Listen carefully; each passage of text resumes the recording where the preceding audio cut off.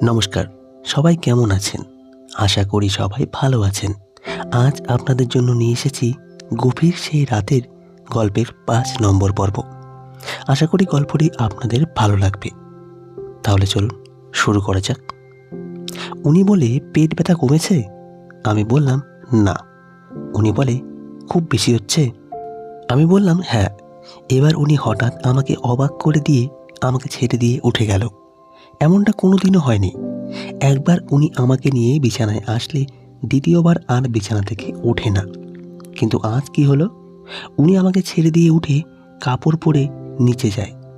বেশ কিছুক্ষণ পর একটা হট ওয়াটারের ব্যাগ নিয়ে এসে টাওয়েল পেঁচিয়ে আমার পেটের উপর রাখে। উনি বলে, এটা দিয়ে রাখো, একটু আরাম পাবে।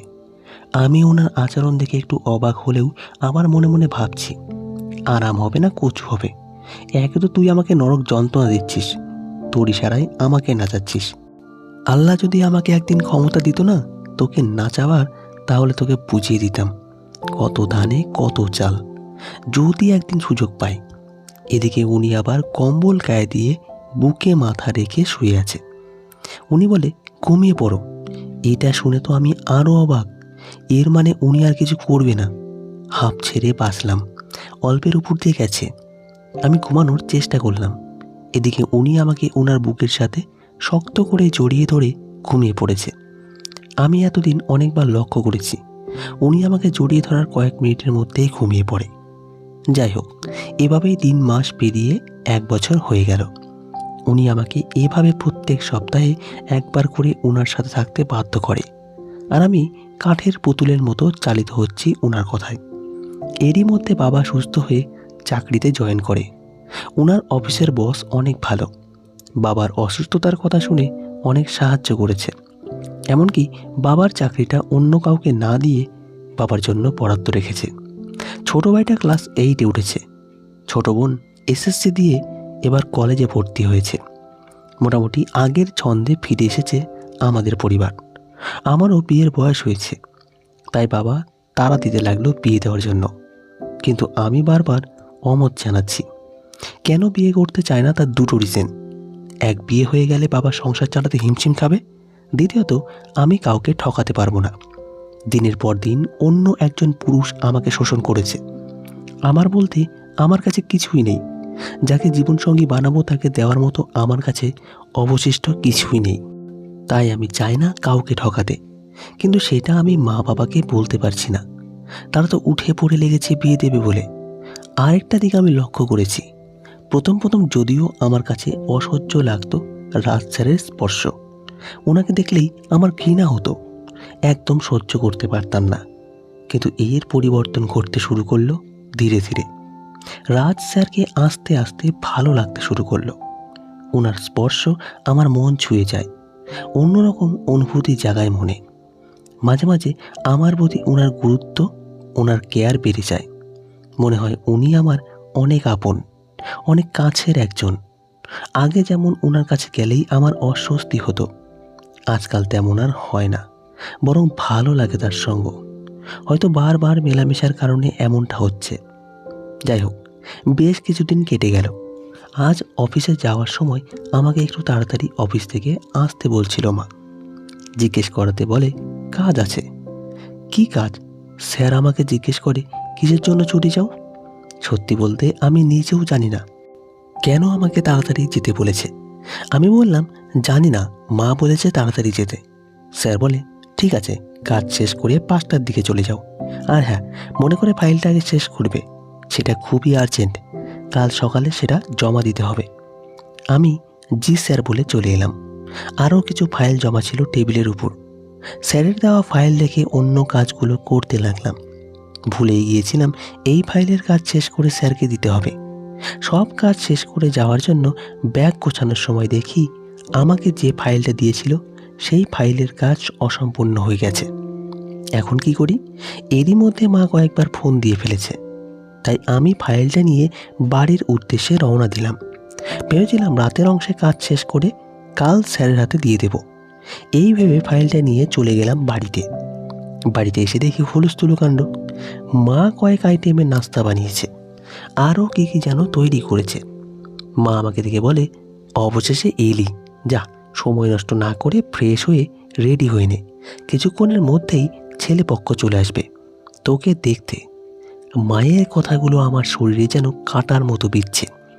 আমাকে না জানিয়ে ছেলে পক্ষকে আসতে বলেছে, মানে আমাকে একবার অন্তত জিজ্ঞেস করার প্রয়োজন ছিল। আমি জানি তারা তাদের দায়িত্ব পালন করতে চায়, কিন্তু আমি জেনে বুঝে অন্যকে ঠকাবো কি করে? এদিকে রাত আনুমানিক 7টা হবে। তখন ছেলেপক্ষ এলো আমাকে দেখার জন্য। প্রথম দেখাতেই ছেলের মা বাবার পছন্দ হয়ে যায় আমাকে, এমনকি ছেলেরও পছন্দ হয়। তাদের আচার ব্যবহারে বোঝা যাচ্ছে তারা অনেক ভালো ফ্যামিলিতে বিলং করে। ছেলেটা দেখতেও বেশ। তারা নাস্তা করে বসে আছে একসাথে পাকা কথা বলার জন্য। এদিকে বাবা এখনো আসেনি। আমিও ওখানেই বসেছিলাম। বেশ কিছুক্ষণ পর রুমে চলে গেলাম। রুমে গিয়ে মাত্র বসেছি, এমন সময় পরিচিত একটা কণ্ঠ কানে এলো। আমি দরজার কাছে দাঁড়িয়ে পর্দা সরিয়ে একটু উকি মেরেই দেখেই আমি যেন সেখানেই জমে গেলাম। আমি কখনো আশাই করিনি বা ভাবতেও পারিনি এই অসময়ে উনি এখানে থাকবেন। আসলে রাত স্যার এসেছেন আমাদের বাড়িতে। বাড়ির ঠিকানা কোথায় পেল তাও জানি না। আমি তো বেকুবের মতো সেখানেই দাঁড়িয়ে আছি। উনি হঠাৎ এখানে কেন?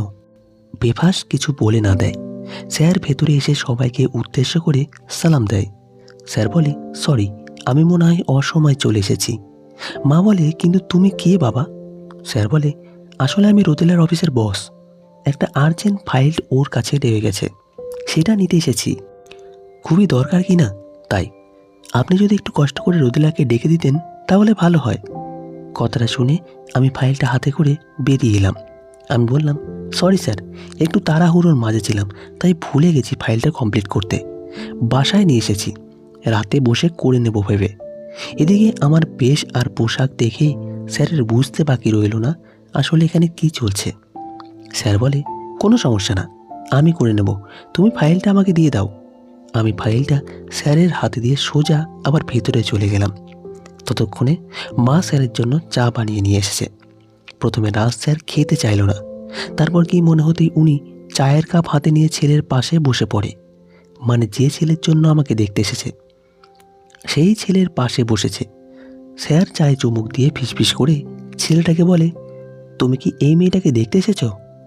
ছেলেটা লাজুক হেসে বলে, স্যার। বলে, পছন্দ হয়েছে মেয়ে? ছেলেটি বলে, খুব পছন্দ হয়েছে। ছেলেটার কথা শুনে স্যারের গায়ে যেন আগুন জ্বলে উঠল। স্যার বলে, মেয়েটিকে যে বিয়ে করতে এসেছ, মেয়েটির ব্যাপারে খোঁজখবর নিয়েছ কি? ছেলেটি বলে, না। কেন? স্যার বলে, কেন সেটা পরে বুঝতে পারবে, তবে আর কোনো মেয়ে পেলে না নিজের জন্য? শেষমেশ এমন একটা মেয়েকে কে বিয়ে করবে? স্যারের কথা শুনে ছেলেটা চিন্তায় পড়ে গেল। এমন মেয়ে মানে? ছেলেটা বলে, আপনি কি বলতে চাইছেন? স্যার বলে, এই মেয়ের চরিত্র ভালো না, আসলে ওকে আমি ইউজ করি। নিশ্চয়ই তুমি অন্যের ইউজ করা জিনিস নেবে না। তুমি চাইলে নিতে পারো, তবে ইনটেক না। আমার কথাগুলো আবার কাউকে বলতে যেও না, তাহলে কিন্তু সমস্যায় পড়বে। দেখো, আমি তোমার ভালোর জন্যই কথাগুলো বলেছি। এই মেয়েকে বিয়ে করলে তুমি ঠকবে। ততক্ষণে চা খাওয়া শেষ। স্যার উঠে দাঁড়িয়ে ফাইল হাতে নিয়ে বিদায় নিয়ে চলে গেল। স্যার চলে যাওয়ার সাথে সাথে ছেলেটা তার মাকে বলে, আমি এই বিয়ে করব না। কথাটা শুনে রীতিমতো সবাই অবাক। যে ছেলে নিজের মুখে বলেছে মেয়ে আমার পছন্দ হয়েছে, বিয়ে করলে আমি তাকেই করব, সে ছেলে এখন হঠাৎ বিয়ে করতে না করছে কেন? ছেলে যখন বিয়ে করতে রাজি না, তাই ক্যান্সেল করে তারা দিয়ে চলে গেল। এদিকে আমি ভাবনায় পড়ে গেলাম, হঠাৎ কি এমন হলো যার জন্য ছেলেটা এমন করলো?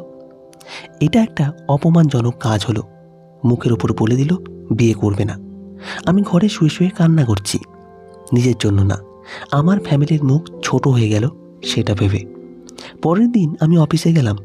অফিসে যাওয়ার সাথে সাথে কেবিনে বসেছি কি বসেনি, তখনই রাত স্যারের জরুরি তলব পড়ল। জানি না এত সকাল সকাল কেন আমাকে ডাকছে। কেবিনের দরজার সামনে দাঁড়িয়ে অনুমতি নিয়ে ভেতরে প্রবেশ করলাম। স্যার বলে, তোমাকে যে ছেলেপক্ষ দেখতে আসছে সেটা বলতেই পারতে। আমি বললাম, সত্যি স্যার, আমি জানতাম না আমাকে যে ছেলেপক্ষ দেখতে আসবে। স্যার বলে, তা বিয়ের দিন কবে ঠিক হলো? আমি বললাম, না স্যার, এ বিয়ে হচ্ছে না। হঠাৎ স্যার আমাকে অবাক করে দিয়ে বলে, যাক, অবশেষে তাহলে বিয়েটা ভাঙতে সক্ষম হলাম। স্যারের কথা শুনে আমি তো চোখ বড় বড় করে স্যারের দিকে তাকালাম। তার মানে ওনার কারণে আমার বিয়েটা ভেঙেছে। কিন্তু উনি কি এমন বলল যার জন্য এক নিমেষেই বিয়েটা ভেঙে দিল? আমি বললাম, আপনি কি এমন বলেছেন ওদেরকে যার জন্য ওরা বিয়েটা ভেঙে দিতে বাধ্য হলো? স্যার বলে, বেশি কিছু বলিনি, শুধু বলেছি অন্যের ইউজ করা মাল তুমি পাচ্ছ। আসলে আমি ওকে ইউজ করেছি, চাইলে তুমি নিতে পারো, আমার কোনো সমস্যা নেই। ব্যাস, তাতেই কাজ হয়ে গেল। ওনার কথাগুলো শুনতে শুনতে আমার চোখ দিয়ে টপ টপ করে জল পড়ছে। উনি এমনটা বলতে পারল, ওনার বিবেকে একটুও বাঁধল না। আমি কান্না করতে করতে বললাম, আপনি এমনটা বলতে পারলেন? আপনার মুখে কি একটু আটকায়নি? আপনি এমন কেন করছেন আমার সাথে? আপনি কি চান? আপনি কি চান আমি সারা জীবন আপনার দেহরক্ষী হয়ে থাকি? আমারও তো জীবন আছে, আমারও তো স্বপ্ন আছে, আশা আছে, আকাঙ্ক্ষা আছে। আমার তো ইচ্ছে করে নিজের মতন করে বাঁচি। আসলে আপনি কি চান আমার কাছে বলেন তো? স্যার বলে, তুমি যা মন চায় তা ভাবতে পারো, আই ডোন্ট কেয়ার। যতক্ষণ না আমি নিজে থেকে তোমাকে মুক্তি দেব, ততদিন তুমি মুক্তি পাবে না। তবে আমি একটা কথা ভেবে পাচ্ছি না, তোমার তো লজ্জা হওয়া উচিত। আমার সাথে রাতের পর রাত এক বিছানায় কাটিয়ে সর্বোচ্চ আমাকে দিয়ে এখন অন্য আরেকজনের বউ হতে চাও? তার জন্য কি রেখেছো? কি আছে তোমার?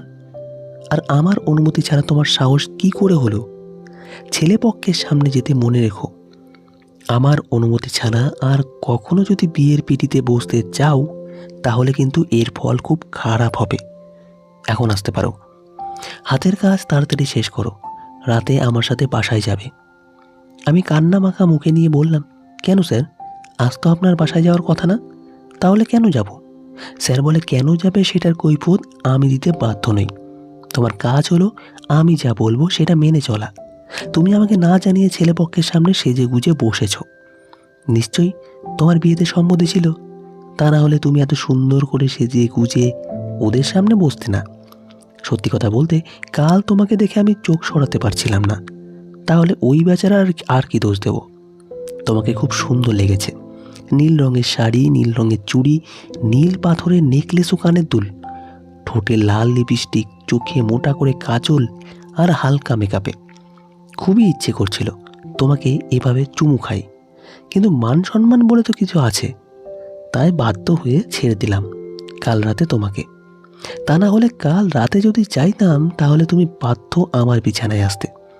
তুমি অনেক বড় অন্যায় করে ফেলেছ, তার শাস্তি তো তোমাকে পেতে হবে। তাই এই সপ্তাহে মোট 3 দিন তুমি আমার বাসায় যাবে, এটা তোমার উপরি শাস্তি। এই 3 রাত আমি তোমার সাথে কি কি করব সত্যি আমি নিজেও জানি না। তোমার উপর আমি এতটাই রেগে আছি। এবার যাও, লক্ষ্মী মেয়ের মতন কাজ শেষ করে রেডি থাকো, আর বাসায় ফোন করে বলে দাও এই সপ্তাহে তোমার 3 দিন নাইট ডিউটি আছে। ওকে, যাও। আমি মাথা নিচু করে দাঁড়িয়ে আছি, ওনার কথার কোনো উত্তর দিতে পারলাম না। উনি যে কথার মারপ্যাচ খুব ভালোই জানে। মাথা নিচু করে কেবিন থেকে বেরিয়ে আসতে যাব, তখনই উনি আমার হাত শক্ত করে ধরে দাঁড় করিয়ে দিয়ে বলে, আরে আরে, এমন মুখ করে বেরোলে তো সবাই বুঝে যাবে।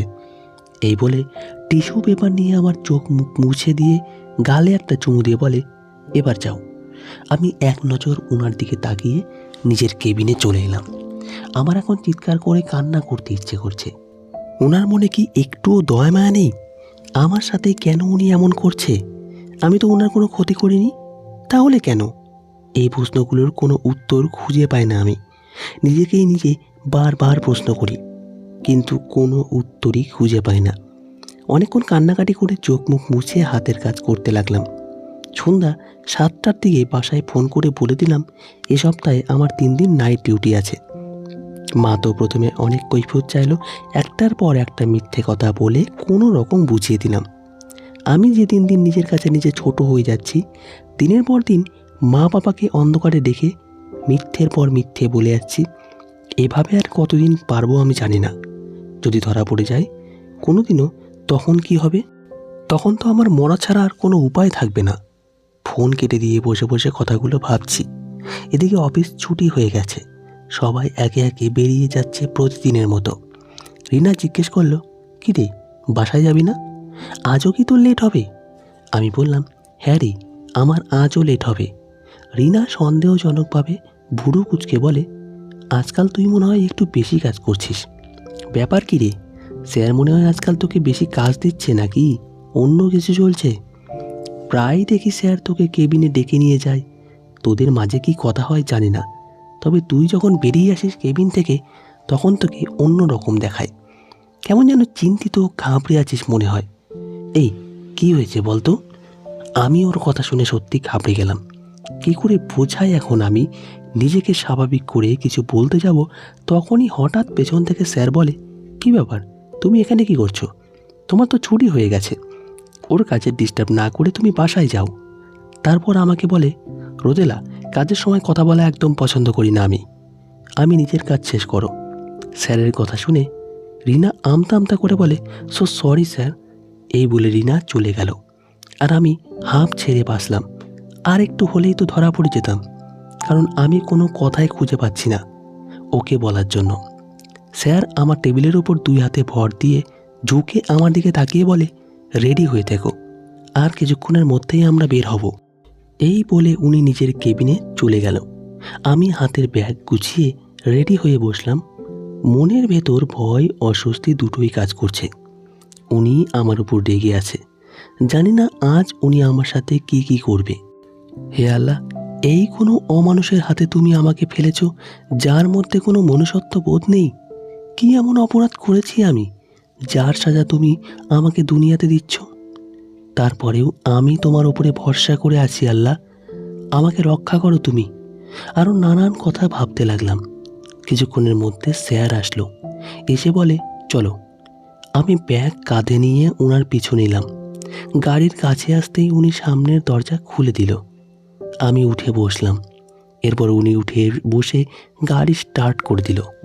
রেডিও অন করতেই একটা গানের সুর ভেসে এলো। গানটা ছিল, ভুল কি আমারই ছিল, তুমি কি ভুল করনি? আমি কি একাই কেঁদেছি, তুমিও কি একটুও কাঁদনি? কেন মনকে বুঝাতে পারি না, ওরে মন ফিরে চলে না? এই গানটা শুনে উনি বার কয়েক আমার দিকে তাকালো। এদিকে আমি মনে মনে ভাবছি, হ্যাঁ, ভুল তো আমি করেছি সব। যে আপনার মতো একটা মানুষকে বিশ্বাস করে টাকা ধার চাইতে গিয়েছি। আপনাকে বিশ্বাস করে প্রথম রাতে সব কিছু উজাড় করে দিয়েছি। আপনাকে বিশ্বাস করে না পড়ে এগ্রিমেন্টে সাইন করে দিয়েছি। আর সেই বিশ্বাস আর ভুলের মাসুল আমাকে এখন প্রতিনিয়ত দিতে হচ্ছে। প্রতিনিয়ত মেলে ধরতে হচ্ছে শরীরটাকে আপনার সামনে। চাহিদা মেটাতে হচ্ছে আপনার শরীরে। জানি না কবে শেষ হবে ভুলের মাসুল, আদতেও কি শেষ হবে? আরও নানান কথা ভাবতে ভাবতে কখন যে বাড়ির গেটের কাছে চলে এলাম বুঝতেই পারিনি। দারোয়ান গেট খুলে দিতেই গাড়ি বাড়ির ভেতরে প্রবেশ করল। স্যার বলে, আমরা চলে এসেছি, নেমে এসো। আমি কোনো কথা না বলে চুপচাপ গাড়ি থেকে নেমে এলাম। প্রতিদিনের মতো ওনার পিছু পিছু বাড়ির ভেতরে প্রবেশ করলাম। আজও ড্রয়িং রুমের কাজের মেয়েগুলো দাঁড়িয়ে আছে। স্যার বলে, খাবার গরম করে আমার রুমে পাঠিয়ে দাও।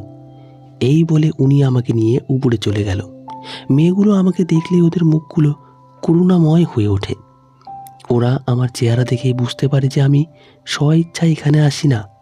আমাকে যে এসব করার জন্য বাধ্য করে এটা ওরা বুঝতে পারে, কিন্তু কিছু বলার সাহস নেই। আমাকে নিয়ে রুমে এসে বসতে বলে। প্রতিদিনের মতো ফ্রেশ হতে চলে যায়। আমি খাটে বসে আছি। বেশ কিছুক্ষণ পর উনি ফ্রেশ হয়ে বেরিয়ে আসে। আকাশি রঙের একটি টি শার্ট পরেছে আর আকাশি রঙের ট্রাউজার। বেশ মানিয়েছে ওনাকে।